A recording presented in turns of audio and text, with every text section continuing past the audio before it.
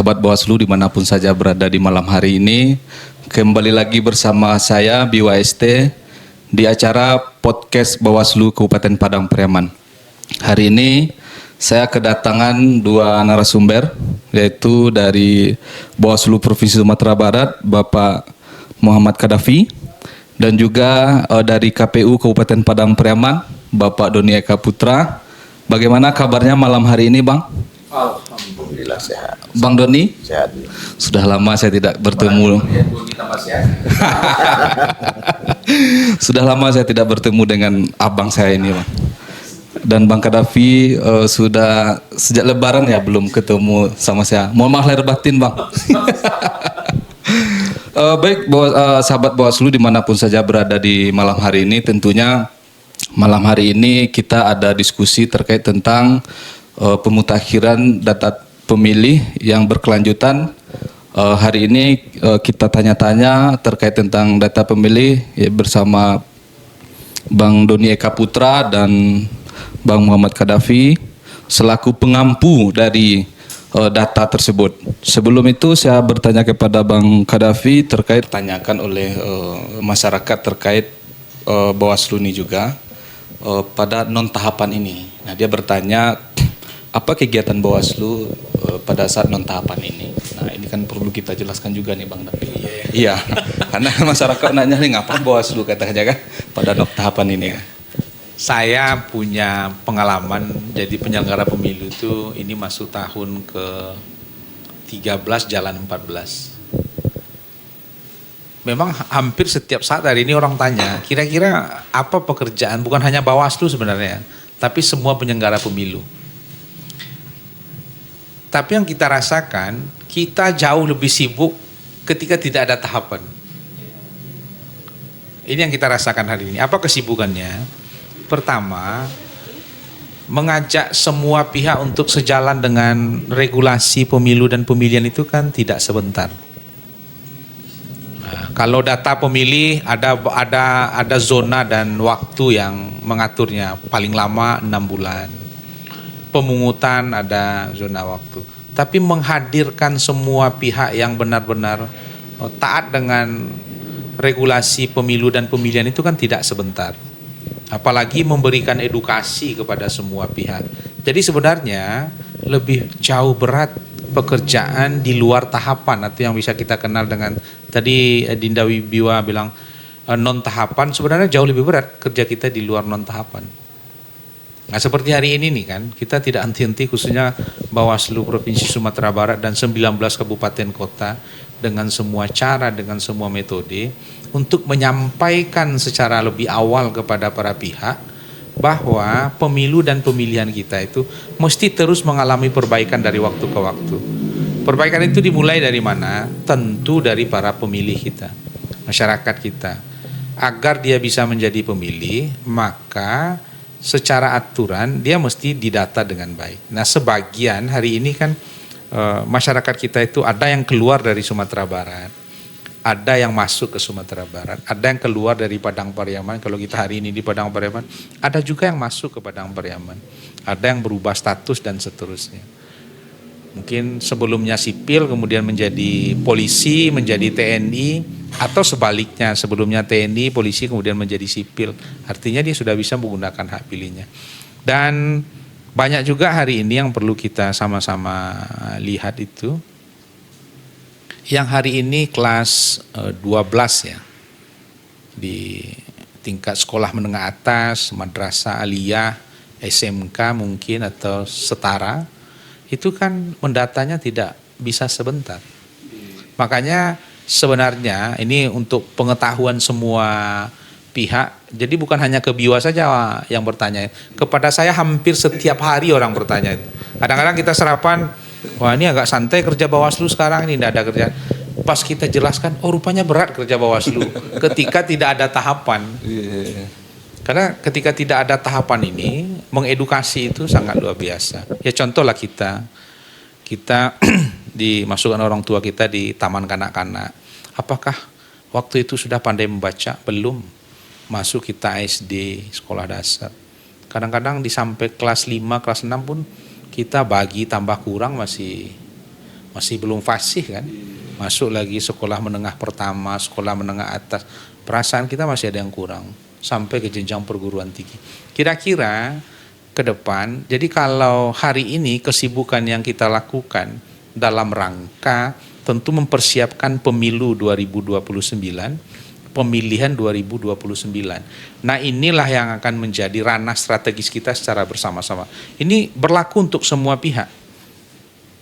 Peserta pemilu utamanya, siapa yang menyelenggarakan itu? Tentu penyelenggara pemilu, ada Bawaslu, ada KPU, ada juga contoh DKPP itu kan sampai sekarang tidak berhenti DKPP itu bekerja. Masih ada juga ya. Ini contoh besok kita kan besok ada juga persidangan di Sumatera Barat berkaitan dengan pengaduan para pihak ke DKPP. Bahkan saya menjadi tim pemeriksa daerah itu, malah aduan itu masuk waktu zaman pemilu 2024, disidangkan di masa pilkada 2024 akhir November. Padahal proses pencalonan pemilu itu kan malah sebelum Februari 2024, hampir 1 tahun jedanya. Nah, begitu betul keinginan ketika kami Bawaslu, wabil khusus penyelenggara pemilu diberikan amanah, kita akan tuntaskan bagaimanapun caranya sepanjang itu dibenarkan dalam peraturan dan perundang-undangan. Jadi Biwa menarik mungkin pertanyaan itu, apa saja yang dikerjakan Bawaslu? Saya merasa pekerjaan Bawaslu itu jauh lebih banyak di luar tahapan ini. Kalau tahapan ini kan sudah jelas, data pemilih sekian lama, kalau sudah jatuh tempo ya sudah selesai. Kalaupun ada orang mau mengatakan dia mau jadi pemilih begana begitu, nanti tunggu tahapan berikutnya. Ya betul. Nah, begitu kira-kira Biwa. Bagaimana dengan Bang Doni menanggapi terkait tentang yang saya tanyakan kepada Bang Kadafi tadi, di masa non tahapan ini apa saja kegiatan KPU? Ya, mana tahu kita harus tanya juga nih, masyarakat juga melihat, apalagi sahabat-sahabat Bawaslu di luar sana kan pengen mengetahui kegiatan-kegiatan KPU pada hari ini. Oke, terima kasih Biwa. Assalamualaikum warahmatullahi wabarakatuh. Suatu kehormatan bagi saya diundang ya pada podcast malam hari ini dengan senior kita, Bang Davi. Ini suhu nih Biwa. Jadi istilahnya dari zaman kita masih berselema kan. Beliau sudah jadi penyelenggara pemilu. Nah, jadi beliau dari KPU Payakumbuh ya, ada ya. Saya panggil beliau udah ya. Dari PKPU Payakumbuh, Bawaslu, sampai ke Bawaslu Provinsi. Nah, jadi ini suatu kehormatan bagi saya bisa disandingkan dengan beliau. Nah, apalagi dengan namanya pemateri apa namanya? Saya juga nggak tahu ya. Narasumber ya. Nah, jadi Pemberi informasi. ya kita bahasakan aja lah pemberi informasi ya. Nah, ini memang terkait masalah penyelenggara ini memang sekelumit kita dengar dari masyarakat. Nah, habis pemilu ini ngapain lagi nih KPU? Ngapain Bawaslu? Kan tidak ada lagi tahapan kan seperti itu. Nah, saya sepakat dengan yang disampaikan oleh Bang Davi bahwasanya toh di luar tahapan kita makin sibuk dalam melaksanakan proses pertama itu tentu edukasi. Yang kedua tentu melaksanakan proses yang namanya bagaimana meningkatkan kekuatan lembaga ini menjadi terpercaya kepada masyarakat. Betul. Nah, ini kan salah satu cara bagi kita yang mempunyai lembaga baik itu KPU maupun Bawaslu untuk mensosialisasikan lembaga ini masih eksis dalam masyarakat walaupun tidak ada tahapan pemilu atau tahapan pilkada. Nah, jadi ya tanpa tahapan ini ya kita makin sibuk sebenarnya. Nah, ini satu lagi tadi di KPU sendiri saya sebagai pengampu divisi data dan informasi tentu akan disibukkan juga dengan daftar pemilih pemutakhiran daftar pemilih berkelanjutan. Nah, di sini setelah dikeluarkannya PKPU 1 tahun 2025 itu saya lihat bahwasannya kita ini di kabupaten kota, di tingkat kabupaten kota wajib melaksanakan minimal 1 kali dalam 3 bulan itu melaksanakan pemutakhiran data pemilih berkelanjutan di KPU di PKPU 1 tahun 2025. Nah, dalam melaksanakan ini Kita KPU tentu Kabupaten Kota tentu harus melaksanakan pertama tentu harus ada dulu data mentah yang diturunkan oleh KPU RI untuk kita lakukan pemutakhiran data pemilih tersebut. Yang kedua, kita lakukan yang namanya koordinasi dengan instansi terkait, baik itu dengan Bawaslu, dengan Disduk Capil, dengan TNI Polri, dengan Kejaksaan, dengan lembaga permasyarakatan atau rumah tahanan serta panti sosial. Nah, jadi satu poin aja tentang masalah pemutakhiran data pemilih berkelanjutan ini bisa sampai pada masuk tahapan pemilu selanjutnya dan Dia berangkai-rangkai. nah, dia merangkai di sana. Jadi kita mulai ini per 3 bulan nih kabupaten kota, 3 bulan lakukan koordinasi, lakukan pengolahan data, lakukan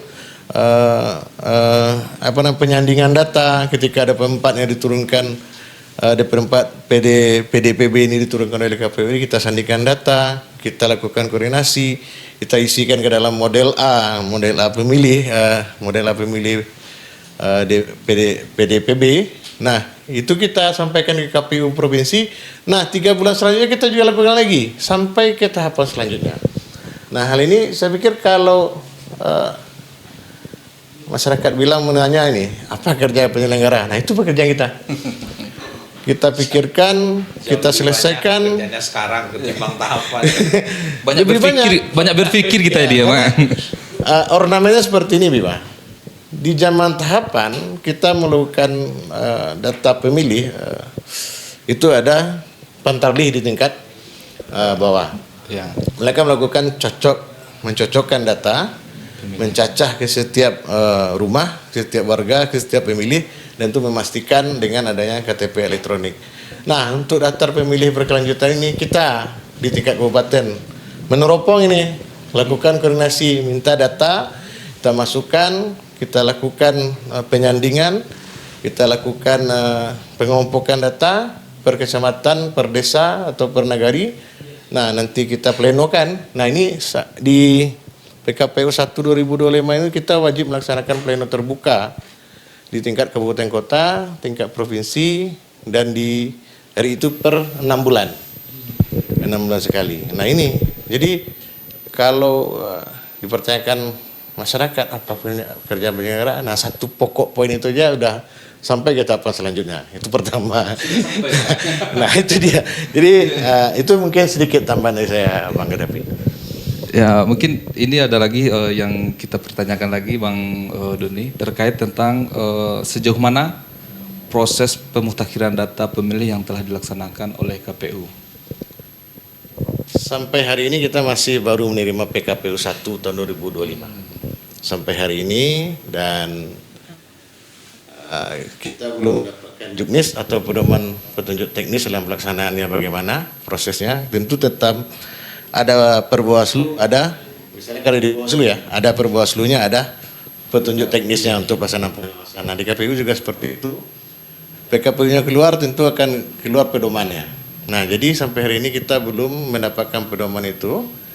Nah, jadi untuk sementara kita masih melaksanakan yang namanya memahami PKPU 1 tahun 2025 ini dalam proses pelaksanaan bagaimana nantinya kita melakukan pemutakhiran data pemilih berkelanjutan ini. Nah, jadi pimpinan kita di tingkat RI maupun di tingkat provinsi juga belum memberikan instruksi terkait masalah ini, baru kita membaca dan memahami tentang PKPU 1 tahun 2025. Cuma secara moral, secara pekerjaan dan secara nilai secara hal yang akan kita lakukan, kita akan tetap melaksanakan koordinasi dengan pemerintah daerah. Nah, hal ini kita telah akan menyurati pemerintah daerah, pertama tentu Bupati, kedua tentu Disduk Capil untuk melakukan data kependudukan. Nah, jadi sebenarnya banyak Biwa yang harus kita pahami di sini.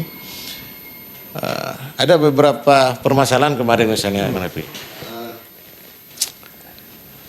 pemilih ini sebelum kita laksanakan pilkada 27 November kemarin, dia masih suami istri nih. Masih suami istri. Nah, dalam masa kampanye sampai pemilihan ini dia cerai. Dia cerai. Nah, ini ada kasusnya kemarin itu. Dia cerai kan. Nah, jadi dia cerai, istrinya bukan orang Padang Preman, orang pesisir selatan. Pulang ke rumah orang tuanya. Dibuatlah ini yang namanya kartu keluarga masih membawa nama suaminya di pesisir selatan. Tentu dalam hal ini jadi data ganda. Iya. Terbawa dia, terbawa. Nah, sedangkan satu posisi dia cerai itu belum cerai putusan pengadilan. Masih cerai yang namanya cerai agama. Kan? Nah, jadi hal ini tentu ketika kita adu data dengan pesisir selatan, kita kalah. Karena de jure-nya dan bukti de facto-nya ada di pesisir selatan. Kakaknya ada, istrinya ada. Dan nama dia sebagai kepala keluarga di sana. Dan akhirnya dia tidak bisa memilih di Padang Pariaman. Nah, seperti itu. Jadi hal inilah yang akan kita lakukan nantinya. Hal-hal seperti ini akan kita coba bersihkan untuk DPT kita yang berkualitas pada pemilu selanjutnya. Baik, bagaimana dengan tanggapan Bang Kadapi terkait tentang tugasnya Bawaslu tentang pemutakhiran data pemilih ini? Jadi data ini kalau kita kelola baik, maka dia akan jadi sumber kebaikan. Kemudian data ini kalau dikelola tidak baik, malah akan menjadi sumber ketidakbaikan. Jadi begini, Biwa, data ini bisa menimbulkan banyak hal. Akibat data yang baik, maka tercetaklah surat suara sejumlah data yang baik itu. Ketika data itu tidak baik, maka tercetak surat suara sebanyak data yang tidak baik itu. Implikasi percetakan itu apa? Tentu pembiayaan. Ketika datanya tidak baik, maka bisa saja, misalnya kita ambil cerita, kita pinjam cerita Pak Doni tadi kan, ada datanya, artinya yang dia contohkan tadi, di Pekanbaru mungkin tercetak atas nama yang bersangkutan. Di Padang Pariaman juga akan tercetak atas nama. Kalaulah misalnya pemilu nasional ini dengan jumlah pemilih 280 juta lebih lah. Kita anggap nanti di 2029 sekitar itu. Kira-kira kalau margin error itu 10% saja, berarti 28 juta. 28 juta lembar surat suara. Kalau surat suara itu nilainya satu surat suara itu Rp1.000 saja, kali 28 juta. Nah, kira-kira berapa hal yang akan tercipta ketika sumber datanya tidak baik. Tapi kalau sumber datanya baik, maka ada sekitar 1.000 kali 28 juta yang bisa terselamatkan. Mungkin bisa dimanfaatkan untuk yang lain-lain. Dan itu baru cerita soal surat suara saja. Belum lagi cerita soal formulir administrasi yang lain-lain. Jadi sebenarnya memang sumber data ini menjadi penting. Itulah kenapa tadi kan Pak Doni katakan, saya rasa kita semua merasakan apa saja hari ini yang tidak bersumber dari data. Ekonomi, indeks ekonomi itu dinilai dari data. Pendapatan per kapita dinilai dari data. Data itu didapat di level terbawah sampai level yang paling tinggi. Makanya bahaya malah kalau Bawaslu, KPU sebagai pengampu penyelenggaraan pemilu dan pemilihan ini kemudian tidak bergerak dini, tidak bergerak dari awal.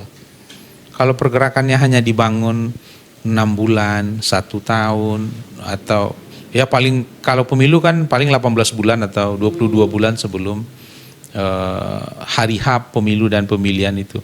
Tapi kan mulai dari perencanaan, tapi kan pendataan ini akan bergerak terus. Yang paling penting hari ini tentu melibatkan semua pihak. Ambil contoh begini ya. Agar data itu akurat, pemilik data di Republik ini soal kependudukan itu Kementerian Dalam Negeri. Kementerian Dalam Negeri ini mempunyai kewenangan mengeluarkan akte kelahiran. Berkewenangan juga mengeluarkan akte kematian. Nah di sistem kita hari ini kan akte kematian itu bisa terbit ketika apa?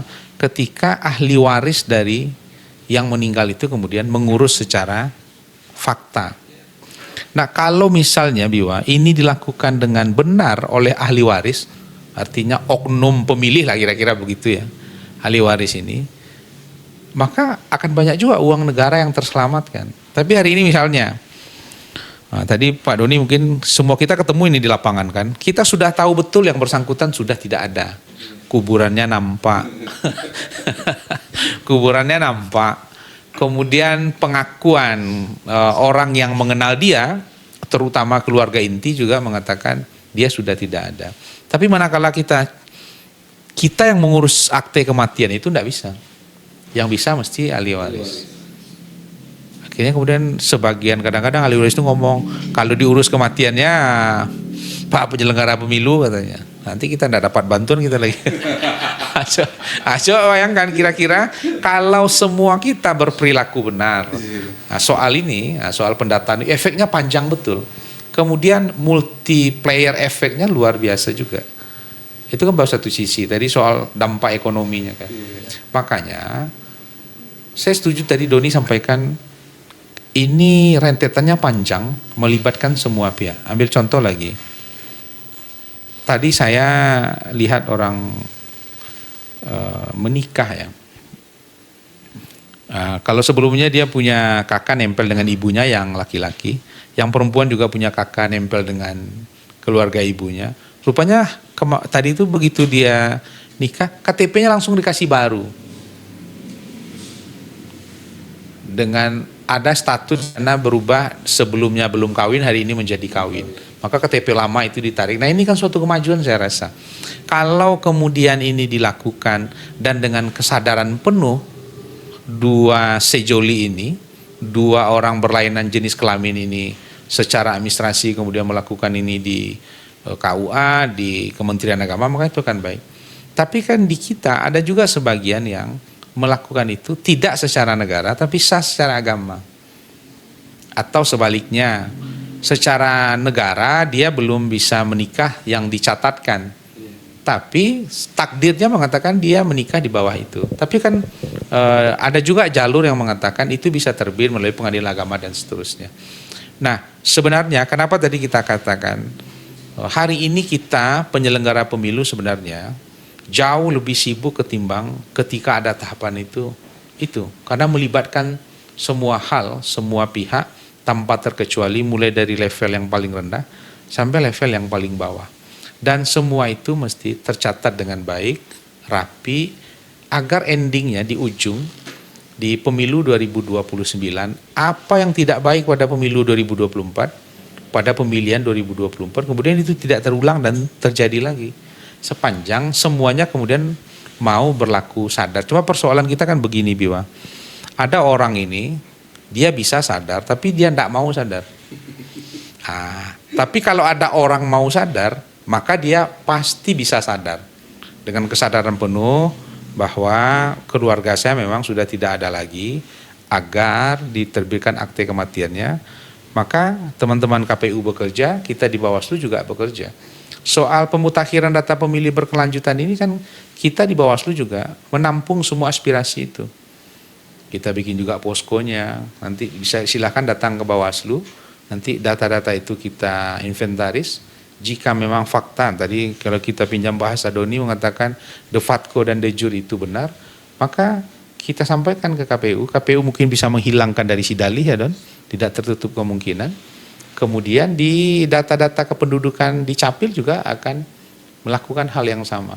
Nah, kalau ini bersih, Biwa, semua ini bersih, maka surat suara yang dicetak tentu pembiayaannya bisa disesuaikan dengan yang sebenarnya. Jadi bisa saja kalau orang beranggapan selama ini pemilu dan pemilihan itu berbiaya mahal, salah satu penyebabnya itu.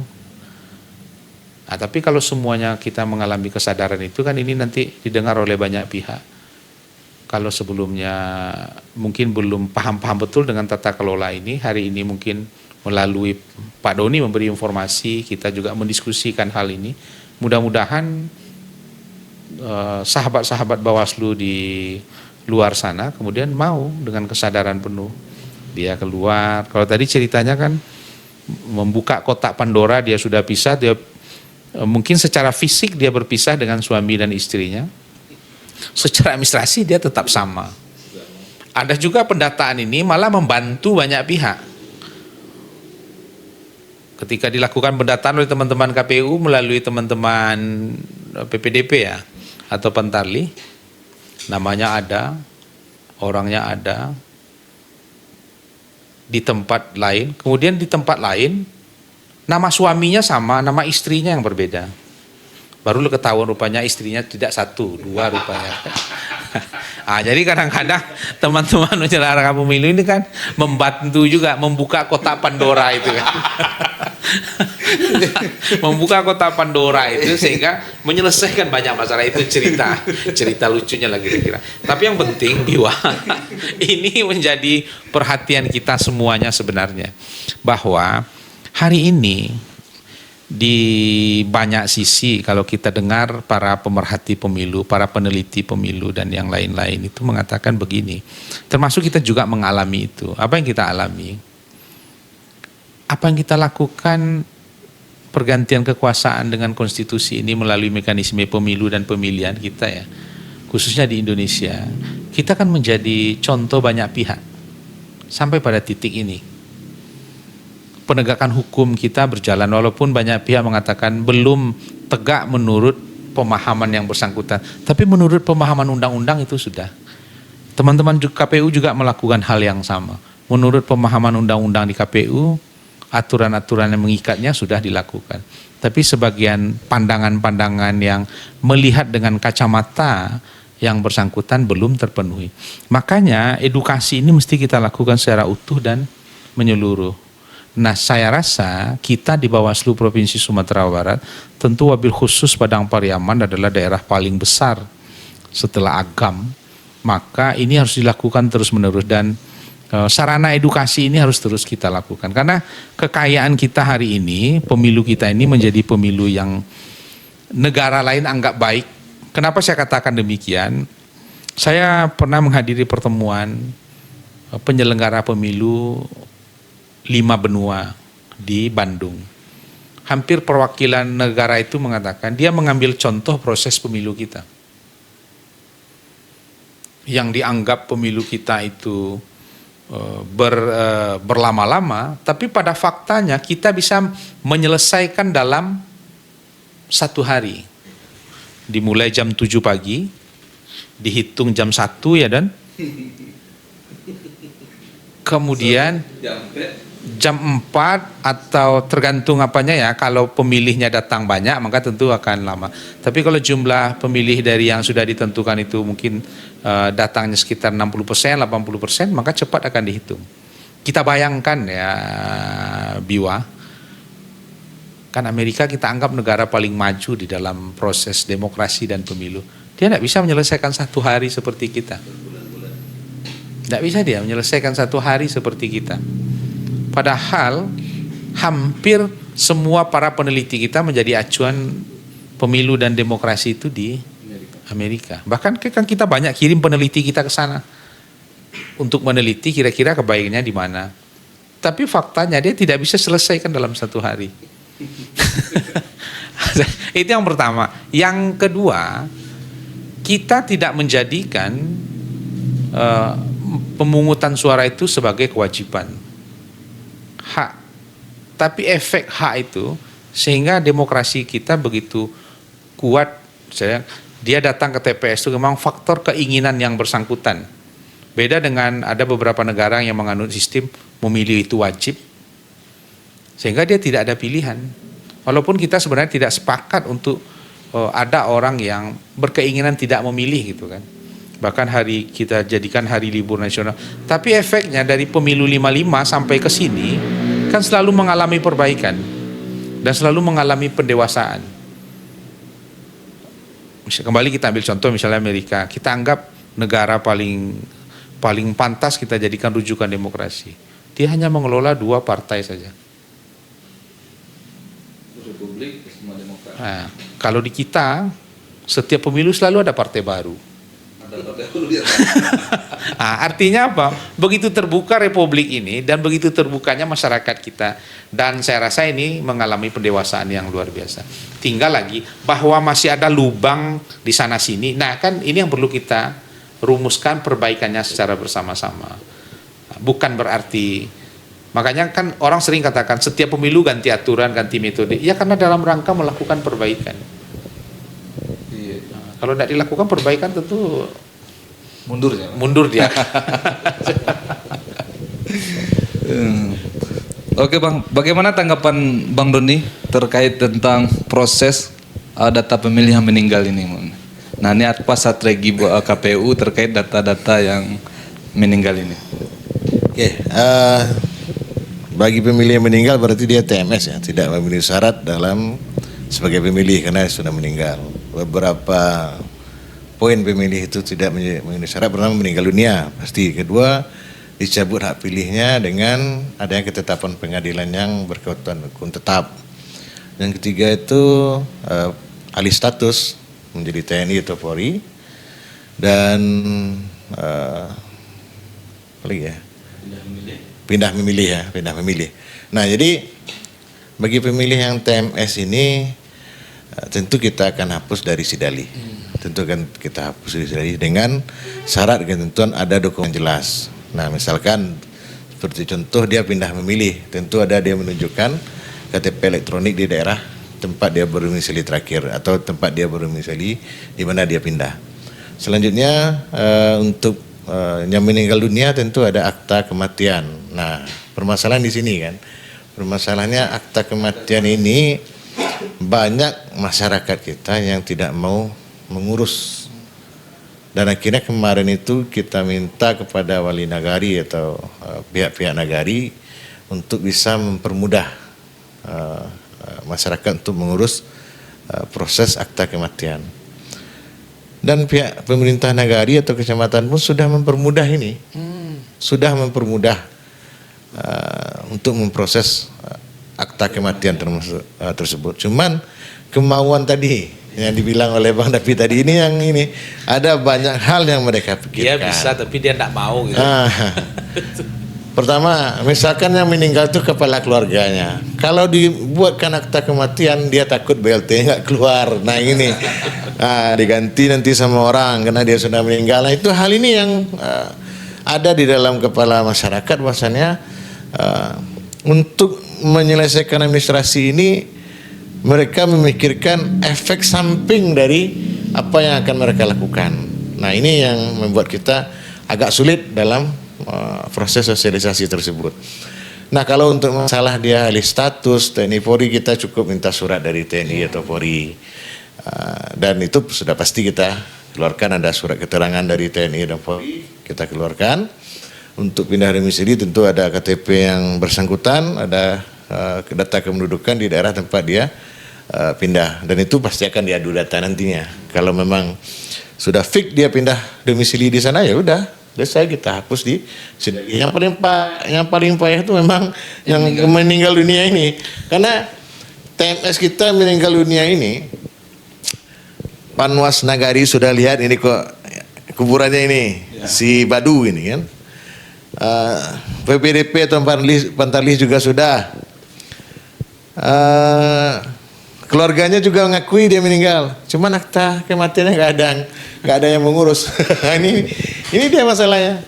Ini masalah yang paling rumit sebenarnya. Tapi ini akan kita coba urai nanti di pemutakhiran data pemilih berkelanjutan ini karena nanti berdasarkan terakhir itu dari informasi yang disampaikan oleh Bu Betty gitu kan, KPU ini kan melakukan konsolidasi dengan Kemendagri terkait masalah data kependudukan.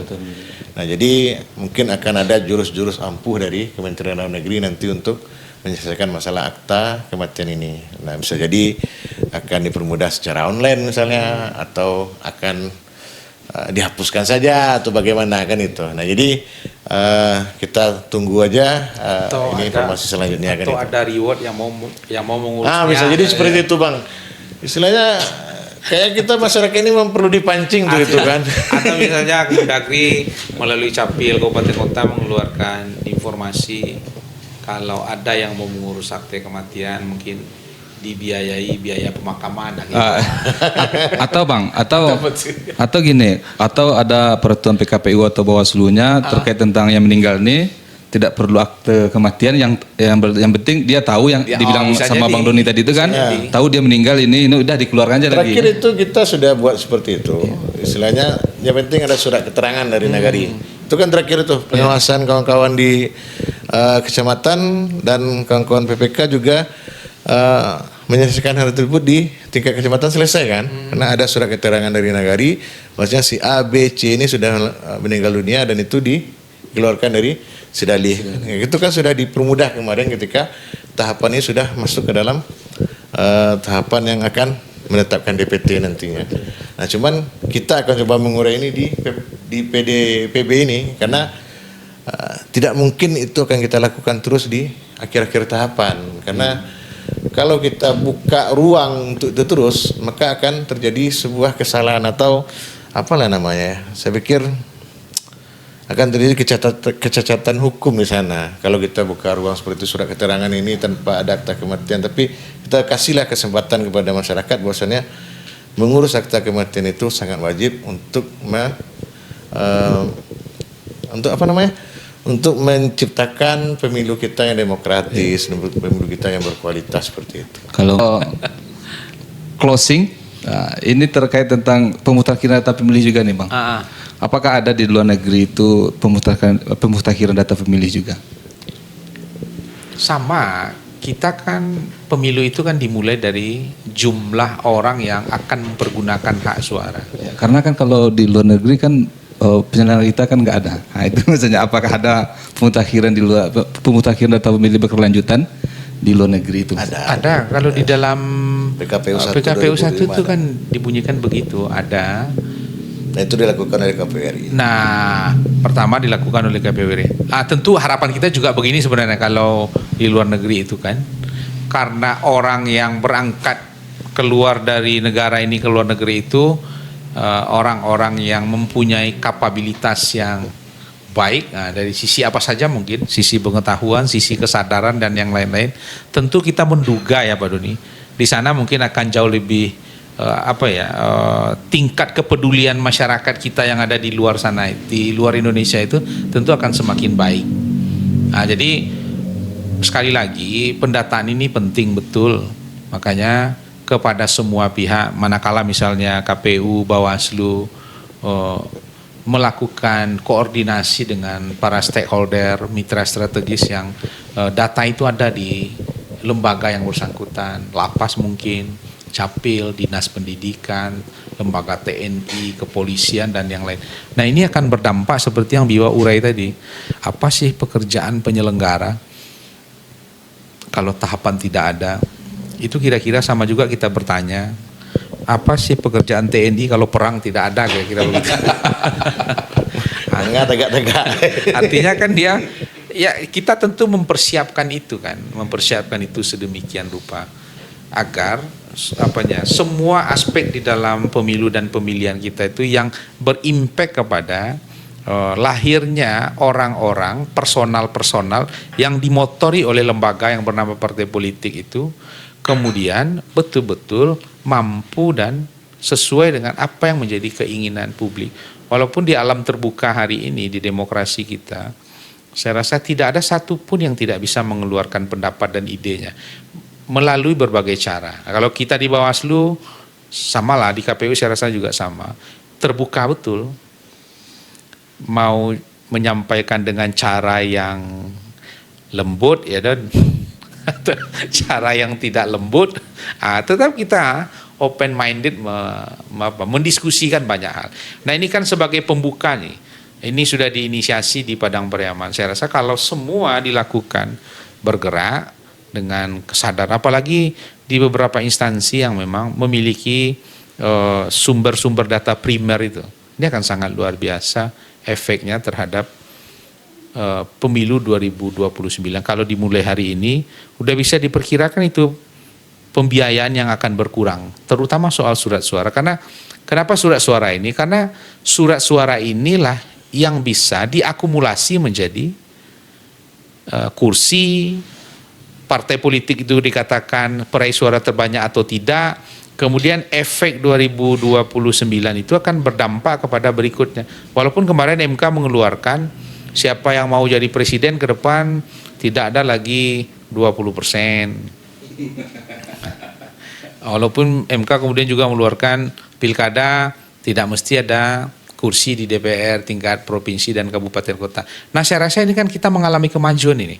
Nah, coba kita bayangkan kalau kemudian data ini kemudian baik, tentu siapa saja punya kesempatan mencalonkan diri dan mencalonkan menjadi pemilih.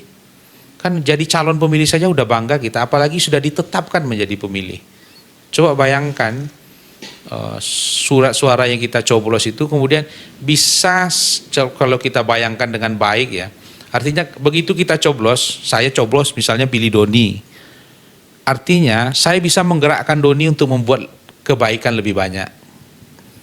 Misalnya saya coblos Biwa, maka dimungkinkan hasil coblosan saya di tempat pemungutan suara itu akan memungkinkan Biwa berbuat lebih banyak 5 tahun sesuai dengan periodenya.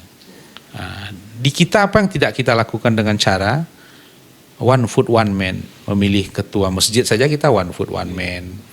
Memilih, kalau kita di Sumatera Barat memilih wali nagari, one foot one man. Di Kota Pariaman memilih kepala desa ya, one foot one man. Artinya memang terpercaya betul yang dilakukan oleh semua kita di Republik ini. Begitu Biwa. Terima kasih Bang Kadafi atas penjelasannya, diskusinya malam hari ini. Terima kasih juga kepada sahabat Bawaslu dimanapun saja berada malam hari ini. Sebelum saya tutup, saya minta juga statement dari Bang Doni Eka Putra. Silakan Bang, statement terakhirnya terkait tentang diskusi kita malam hari ini. Statement terakhir gimana ini? Ya, statement closing maksudnya. Kata-kata terakhir. Closing statement ya. Closing statement. Terakhir di sesi ini. Iya, sesi ini. Jadi gini, merujuk pertanyaan Biwa tadi ya, apakah di luar negeri itu ada PDPB? Ya, pasti ada. Karena negara itu pasti akan memfasilitasi warga negaranya untuk menyampaikan haknya, hak politiknya. Dan kita di KPU juga tertuang di PKPU 1 tahun 2025 tersebut. Bahwasanya PDPB ini atau pemutakhiran data pemilih berkelanjutan ini dilaksanakan di dalam negeri dan di luar negeri. Nah itu tentu objek yang akan dilakukan itu berbeda. Tentu di luar negeri itu adalah warga negara Indonesia yang melakukan, pertama mungkin ada sebagai TKW atau TKI di luar negeri, atau melakukan atau sebagai mahasiswa atau sebagai yang tinggal di sana menemani keluarga atau bagaimana. Nah, itu adalah hal yang kewajiban bagi negara dan KPU untuk melakukan PDPB tersebut di luar negeri. Nah, jadi kami di KPU Padang Pariaman juga berpesan kepada masyarakat Padang Pariaman bahwasanya kami minta bahwasanya seluruh masyarakat, instansi terkait termasuk Bawaslu serta stakeholder yang terkait dengan data pemilih membantu kami dalam mensukseskan membersihkan data pemilih kita menjadi data pemilih yang transparan, akurat dan akuntabel tentunya. Bahwasanya tidak akan pernah demokrasi itu akan terukur dengan baik kalau data pemilihnya tidak baik. Saya pikir seperti itu. Dan demokrasi yang baik itu akan menghasilkan pemimpin-pemimpin yang baik di daerah tersebut. Nah, jadi tiangnya adalah data pemilih ini kalau benar sudah dijabarkan oleh Bang Dafi tadi, paling sederhananya di perencanaan anggaran itu sudah bisa kita menyelesaikan, sudah bisa menghemat beberapa anggaran dan itu bisa dialokasikan untuk kebutuhan lainnya. Tapi kalau data pemilih ini tidak aur-autan, amburadul, tentu yang ada itu sebenarnya 10, tertulis itu 95, berarti 85 kerugian. Nah seperti ini, 10 ini yang akan memilih sebenarnya, tapi 85 ini adalah kalau bagian curang mungkin bisa jadi, nah ini bisa digunakan untuk curangan misalnya. Nah ini kita menghambat seperti ini. Nah ini kawan-kawan pengawas tentu akan paham bagaimana cara mengawasi hal-hal seperti ini. Dan kami di KPU juga buka tangan lebar, kita menunggu kawan-kawan Bawaslu untuk mengawasi langkah kami dalam pelaksanaan pemutakhiran daftar pemilih berkelanjutan ini. Dan kami akan menerima seluruh masukan dan itu sesuai dengan KPU yang ada. Kalau memang ada masukan misalnya tambahan atau masukan KPU tentu harus ada dokumen atau misalnya yang jelas untuk menyampaikan hal tersebut. Nah, untuk masyarakat Padang Pariaman, karena kita pemilu ini tahapan hampir. Ini kalau kita bicara penyelenggara Biwa, ada 2025 ini untuk mencapai 2027 itu sebentar. Kenapa? Karena bersiul-siul saja kita ini putar-putar nih dari Biwa Sungai Geringging ke Nansebari sini selesai itu. Ini udah bulan 5 sekarang, Pak. Ya kan? Nah ini Biwa bicara masalah pengawasan aja nih udah 3 bulan ini kan. Nah ini dalam hal ini tidak ada kata bahwasannya penyelenggara itu duduk juga kita di kedai misalnya ngopi atau minum telur kita di kedai, kita tak mikir pengawasan. Ya sama kita penyelenggara nih Bang Dapi duduk di kedai ini. Bang Dapi ketika duduk di kedai pasti tanya ini orang, Pak Ketua, anak kedai wasi di Bawaslu ini pakai bos Minang katanya. Kan ada pemilu lah katanya. Nah pengawasan yang dilakukan apa? Kami awasi seperti itu. Nah jadi hal-hal seperti inilah yang kita coba untuk sampaikan ke masyarakat bahwasanya kita penyelenggara ini kalau tidak ada tahapan pasti akan tetap ada pekerjaan, pasti akan tetap ada non tahapan yang bersifat tahapan kalau saya pikir. Dia non tahapan tapi dia bersifat tahapan. dan lebih banyak gitu ya. Dan lebih banyak. Nah, mungkin seperti itu, Biba. Closing statement ya, bukan kata-kata terakhir ya. Kita minta juga kepada Bang Dapi closing statementnya untuk malam hari ini. Saya rasa kita semua ya, dari rezim ke rezim, dari waktu ke waktu, selalu ingin semua itu semakin baik dan baik. Pemilu kita, sejarah mencatat pemilu 55, pemilu setelah 55, pemilu di zaman Orde Lama, pemilu di zaman Orde Baru, pasca reformasi, dan sampai hari ini. Pasti terus mengalami perbaikan. Apa bukti? Selalu setiap pemilu dilakukan perbaikan. Dari sisi apa saja? Regulasi kah, sistem kah, metode kah, hal-hal yang memungkinkan, memudahkan semua pihak. Pesertanya semakin mudah walaupun dia banyak, pemilihnya semakin mudah walaupun jumlahnya juga bertambah, penyelenggaranya semakin mendapat tempat dan diberi kepercayaan di dalam melakukan semua pengelolaan, mengakumulasi suara menjadi kursi, suara menjadi kekuasaan yang nanti kekuasaan ini dimanfaatkan sebesar-besarnya untuk kepentingan masyarakat, kepentingan republik ini. Maka tentu semuanya harus terlibat di dalam proses kebaikan ini. Pesertanya utama, penyelenggaranya apalagi, pemilihnya jauh lebih penting, jauh lebih baik. Karena pemilih ini yang kita rangsang untuk mau mempergunakan hak pilihnya di TPS. Ambil contoh misalnya, kalau misalnya saya yakin betul, saya rasa semuanya akan mengalami itu. Kalau kita tidak setuju dengan semua yang dipilih, waktu dipilih tahun 2019, tahu-tahu tidak sesuai dengan apa yang kita harapkan, kita sesuai dengan ekspektasi kita, maka membalasnya satu saja caranya, tidak lagi memilih yang bersangkutan di pemilu 2024. Apakah itu presiden, wakil presiden, DPR, DPD, DPR provinsi, DPR kabupaten kota, gubernur maupun bupati. Jadi kalau proses pendewasaan yang dialami oleh pemilih, peserta pemilu, peserta pemilihan, penyelenggara secara utuh dan menyeluruh, inilah sebenarnya kekayaan kita. Bahkan banyak pihak mengatakan kenapa penting belajar pemilu dan demokrasi ke Indonesia, karena begitu banyak yang kita kelola.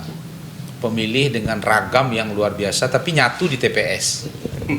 Iya kan? Mau apapun agamanya dia nyatu di TPS. Artinya dia datang ke TPS mau memberikan kewenangan yang dia miliki sebagai masyarakat, nanti diterjemahkan kewenangan itu oleh gubernur, oleh bupati, oleh DPR, oleh DPD, dan seterusnya.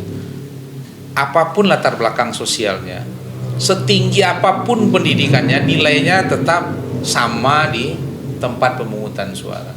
Dan coba kita bayangkan, Biwa, berbulan-bulan kita mempersiapkan hanya untuk satu orang datang ke TPS. Iya. Hanya 5 menit, begitu luar biasa. Kan sama nih, berbulan-bulan kalau Biwa dan Pak Doni hobi nonton bola itu kan, berbulan-bulan mungkin saya senang Barcelona kan, berbulan-bulan Barcelona itu latihan begini, bertahun-tahun makan mungkin latihan hanya untuk main 90 menit. Tapi lihat animo publik begitu. Kira-kira Pak Doni dan kawan-kawan mempersiapkan secara teknis. Oh, orang ini berubah status dari TNI ke non TNI sipil. Oh, ini sudah bisa masuk. Dimasukkan dalam data pemilih. Setelah tercatat dalam data pemilih, maka dirangsang kembali oleh Pak Doni melalui sosialisasi. Kenapa penting memilih? Kenapa harus memilih? Apa kebaikannya? Apa yang tidak baik? Kemudian kita di Bawaslu diberikan amanah untuk memastikan agar Pak Doni dan kawan-kawan terpercaya melakukan pekerjaan. Benar atau tidak? Begitu juga pemilih itu. Apakah diintimidasi atau tidak dan seterusnya. Jadi kolaborasi ini saya rasa Pak Biwa dan kita semua penting untuk terus kita perbaharui. Kita perbaharui sehingga menjadi lebih baik dan menjadi, yakinlah bahwa pemilu 55 adalah pemilu yang baik. Pemilu setelah 55 jauh lebih baik ketimbang pemilu 55. Pemilu Orde Lama baik, jauh lebih baik pemilu di zaman Orde Baru. Orde Baru baik, jauh lebih baik pemilu pasca reformasi. Pasca reformasi baik, jauh lebih baik pemilu hari ini. Pasti terus mengalami perbaikan. Kita ambil juga lihat hari ini kewenangan yang hari ini diterima oleh teman-teman kita di DPR, menjadi gubernur, bupati, wali kota, yang mungkin dahulu tidak terbayangkan. Hari ini kemudian undang-undang mengatakan ini boleh, ini tidak boleh, ini boleh, ini tidak boleh. Nah, itu yang menjadi guidance kita secara bersama-sama. Saya rasa kepada semua kita tanpa terkecuali, mari bersama-sama untuk melibatkan diri dan terlibat secara penuh agar pemilu dan pemilihan ini semakin membaik. Itu Biwa. Oke, terima kasih sahabat Bawaslu. Terima kasih juga kepada Bang Kadafi telah mampir di podcast Bawaslu Padang Preman. Dan terima kasih juga Abang Doni, abangku yang telah mampir di Bawaslu Kabupaten Padang Preman. Sebenarnya ini dia rumah dia juga nih, Bang. Dan terima kasih juga kepada sahabat Bawaslu dimanapun saja berada di malam hari ini. Terima kasih telah hadir di podcast Bawaslu Kabupaten Padang Preman. Selamat berjumpa kembali di lain waktu. Saya BWST mohon pamit dulu. Wabillahi taufiq wal hidayah. Assalamualaikum warahmatullahi wabarakatuh.